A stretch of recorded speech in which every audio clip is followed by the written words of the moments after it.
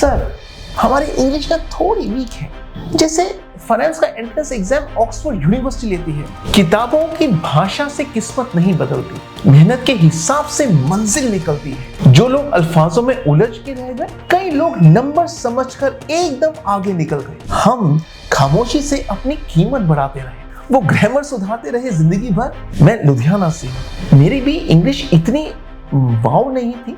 मैंने मैकिंजी में जॉब किया, अलग अलग तरह के लोगों से मिला, तो मैंने भी over a period of time अपने आप को इम्प्रूव किया in terms of my English. Comment में सिर्फ एक वर्ड लिखिए, मुमकिन। क्योंकि फाइनेंस में करियर बनाना मुश्किल हो सकता है, लेकिन हिंदी मीडियम से हो, ये सवाल सिर्फ एक सवाल नहीं है, कई बार ये सपनों के दरवाजों पर लगा हुआ ताला है। और अजीब बात देखिए, जो लोग ये ताला लगाते हैं उनके पास भी अक्सर इसकी चाबी नहीं होती। जुबान पर फैसले हो गए, काबिलियत देखी ही नहीं गई, अंग्रेजी थोड़ी कम रह गई, इसलिए शायद औकात लिख दी गई। ये क्या बात बनी? हर हफ्ते मुझे स्टूडेंट्स मिलते हैं, BCom, BA, BSc, small town से, हिंदी मीडियम पास आउट्स, और पहला सेंटेंस ऑलमोस्ट सबका सेम होता है, सर, हमारी इंग्लिश ना थोड़ी वीक है।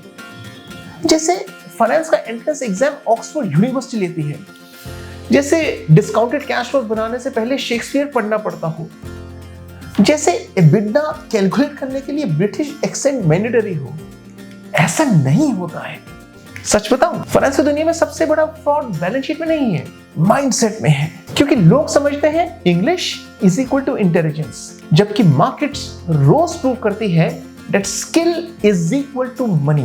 किताबों की भाषा से किस्मत नहीं बदलती, मेहनत के हिसाब से मंजिल निकलती है। जो लोग अल्फाजों में उलझ के रह गए, कई लोग नंबर समझकर एकदम आगे निकल गए। फाइनेंस के ना दो तरह के लोग होते हैं, एक वो जो बोलते हैं एसेंशियली, फंडामेंटली, स्ट्रेटेजिकली और एक्सेल में सम फॉर्मूला ढूंढते हैं, और दूसरे वो जो बोलते हैं सर, ये वैल्यूएशन थोड़ा एक्सपेंसिव लग रहा है, और कंपनी का इंट्रिंसिक वैल्यू निकाल देते हैं। मार्केट को इंग्लिश नहीं चाहिए, मार्केट्स को चाहिए आउटपुट, एकदम concise, straightforward, to the point, no nonsense. एक रियलिटी चेक दूं, इंग्लिश इंपॉर्टेंट है, बिल्कुल सीखिए, लेकिन इंग्लिश को स्टीयरिंग व्हील मत बनाइए, ब्रेक मत बनाइए। क्योंकि करियर रुकता इंग्लिश से नहीं है, डर से है, माइंडसेट से है। आपने नोटिस किया है, जब हिंदी मीडियम स्टूडेंट जब सक्सेसफुल होते हैं तो सिर्फ पैसा नहीं कमाते, वो सालों पुरानी एक गलत फहमी तोड़ते हैं। वो प्रूव करते हैं कि डिक्शनरी और डेस्टिनी का कोई रिलेशन नहीं है आपस में। सफर में कई लोग मिले जो लहजे नापते रहे, हम खामोशी से अपनी कीमत बढ़ाते रहे, वो ग्रामर सुधारते रहे जिंदगी भर, हम बैलेंस शीट सुधारते रहे। तो याद रखिए, वॉरेन बफे को दुनिया इंग्लिश के लिए नहीं जानती, राकेश झुनझुनवाला को दुनिया उनके एक्सेंट के लिए नहीं जानती। लोग उन्हें जानती है क्योंकि उन्होंने कुछ वैल्यू क्रिएट किया है। तो ख्वाब हिंदी में देखे थे, मेहनत हर जुबान ने की, लोग अंग्रेजी नापते रह गए, हमने अपनी कीमत बढ़ा ली, और फिर समझ आया पैसा कभी लैंग्वेज नहीं पूछता, सिर्फ कैपेबिलिटी पूछता है। मैं लुधियाना से हूँ, मेरी भी इंग्लिश इतनी वाव नहीं थी।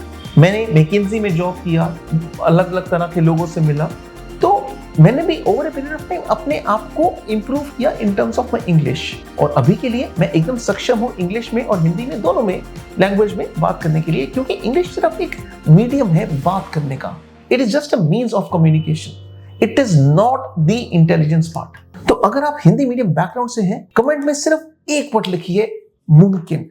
क्योंकि फाइनेंस में करियर बनाना मुश्किल हो सकता है, लेकिन हिंदी मीडियम होना कभी भी प्रॉब्लम नहीं है। सफर में धूप तो होगी, जो चल सको तो चलो, सभी हैं भीड़ में, तुम भी निकल सको तो चलो। किसी के वास्ते राहें कहां बदलती हैं, तुम अपने आप को खुद ही बदल सको तो चलो। वॉल स्ट्रीट स्कूल आपके साथ है इस जर्नी में, इस मुहिम में, to make you a better version of yourself.